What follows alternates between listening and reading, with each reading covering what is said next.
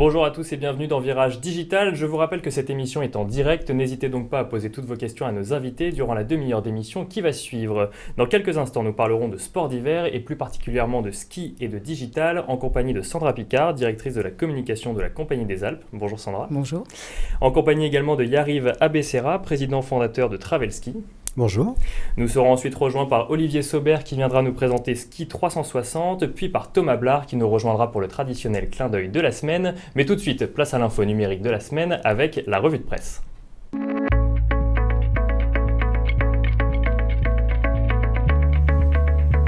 Bouygues Telecom annonce la création d'Objet News, sa filiale dédiée à l'Internet des objets. L'idée de l'opérateur est de couvrir l'ensemble des segments de valeur de l'Internet des objets et il proposera ainsi l'élaboration de capteurs spécifiques aux besoins de ses clients, la mise à disposition du réseau LoRa pour connecter les objets et la gestion de données via une plateforme éditée par Hewlett-Packard Enterprise.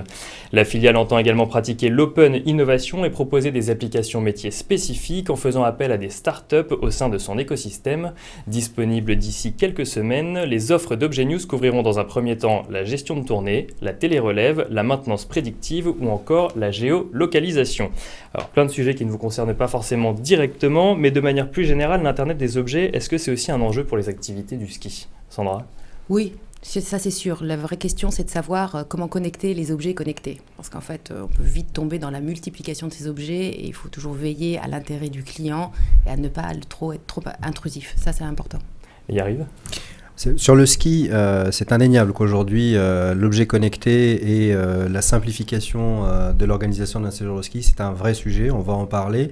Et toutes ces innovations, tous ces sujets-là font partie aujourd'hui des défis qui sont les nôtres dans les 3-4 ans, faire en sorte de casser des points de contact grâce à la digitalisation et à l'objet connecté.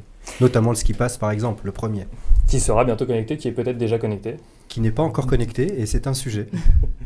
Alors, deuxième actualité cette semaine, le Safe Harbor avait été invalidé il y a quelques mois et le voici aujourd'hui enterré.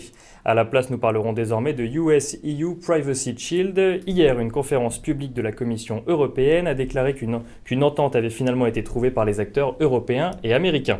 Ce nouvel accord prévoit qu'un citoyen puisse librement attaquer en justice une entreprise si celle-ci divulgue ses données personnelles à des tiers sans son accord. La publication d'un rapport annuel et officiel des plaintes et des réponses qui auront été faites est également prévue. Des mesures fortes donc qui ont cependant été contrebalancées par un sous-amendement à cette Commission européenne. Ces mesures ne seront appliquées qu'à partir du moment où elles n'entravent pas l'action des services de renseignement. Alors là, pareil, ça ne vous implique pas directement, mais est-ce que vous avez suivi cette actualité et est-ce que, par exemple, vous aviez besoin du Safe Harbor pour stocker, je ne sais pas, des données aux États-Unis, par exemple ?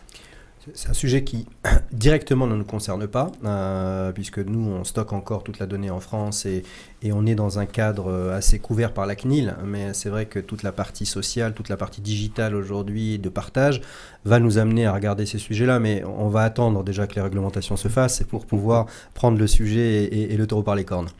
Ça, c'est Sandra sûr. également. S'agissant de la protection de données, c'est quand même quelque chose sur lequel il faut vraiment rassurer l'utilisateur. Je pense que c'est la base de la confiance pour pouvoir faire nos métiers correctement. Donc, on va suivre ça de près.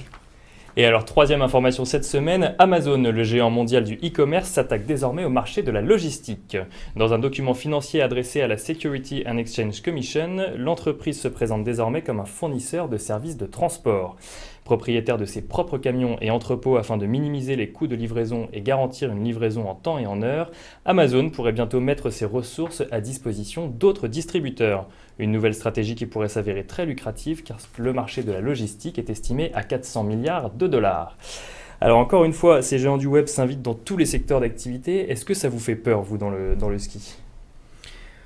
La verticalisation est un sujet d'actualité. Moi, je lis ça plutôt comme une entreprise d'Amazon de mieux comprendre, de mieux maîtriser sa chaîne de valeur pour pouvoir encore plus peser sur ses intervenants externes. Le fait qu'Amazon le fasse partout dans le monde, j'y crois pas, mais c'est un moyen pour eux, en méthode lean, de bien comprendre les tenants et les aboutissants de la chaîne complète de valeur pour le client et de pouvoir adapter ou faire adapter à ses fournisseurs un peu plus de service client. C'est comme ça que je le lis en tout cas.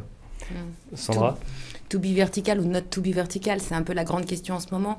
Je pense que la question ne se pose pas comme ça. Je pense qu'on peut effectivement se poser la question de verticaliser ou pas ses activités pour mieux maîtriser sa chaîne de valeur.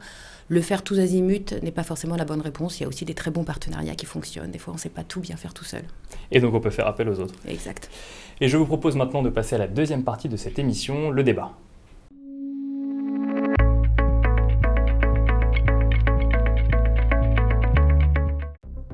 Demain appartient aux plus rapides. Pour vous aider à aller toujours plus vite, nous avons créé une nouvelle entreprise totalement dédiée à l'avenir de votre secteur. Où les hommes, la technologie et les idées font avancer le monde ensemble. Accélérer l'innovation, accélérer le changement, accélérer l'avenir. Hewlett Packard Enterprise.